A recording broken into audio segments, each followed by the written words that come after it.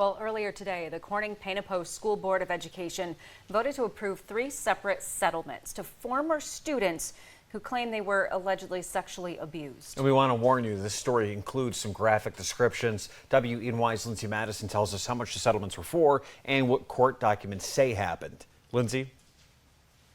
Nick and Renata, the settlements were for 3 separate victims who alleged the abuse happened while they were CPP students between 35 and 50 years ago. The suits were filed when New York State opened a 2-year window for sexual abuse survivors to file civil suits long after the statute of limitations had expired. And we will not be naming the victims or the accused. Now, here's what we found in court documents related to the settlements. Victim number 1 alleges he was sexually abused when he was about 14 years old, starting in 1979. He says his abuser was a janitor at the school district. According to the criminal complaint, the victim would often work out after school before football practice. He says the janitor offered to help him access the gym where he allegedly sexually abused and assaulted the victim 10 times over the course of 2 school years. The victim also claims the school knew about the abuse but did nothing to help him.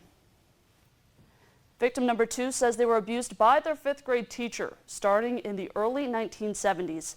Court documents alleged the victim's abuser began grooming him while a student at Northside Grammar School. The documents allege things escalated into physical sexual abuse, happening both in and outside of the classroom for about 2 years. The lawsuit also alleges the school also knew about the abuse and did nothing to help. And the 3rd victim alleges they were sexually abused when they were 13 years old, while a student at the now former Corning Free Academy in 1989. The alleged abuser was a teacher at the school who was accused of pinning the student against a wall and sexually assaulting her. The lawsuit claims the school knew about the abuse but did nothing.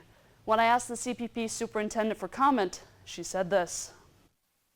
Out of respect for those who are involved in these cases, whether they were 35 to 50 years ago or not, the district has no comment at this time. The School Board of Education approved the first settlement for $225,000. The district will contribute $12,500, with the rest to be paid by insurance. The second settlement is for $105,000, where $70,000 was paid by the district, and the rest is to be paid by other sources. The third and final settlement is for $90,000.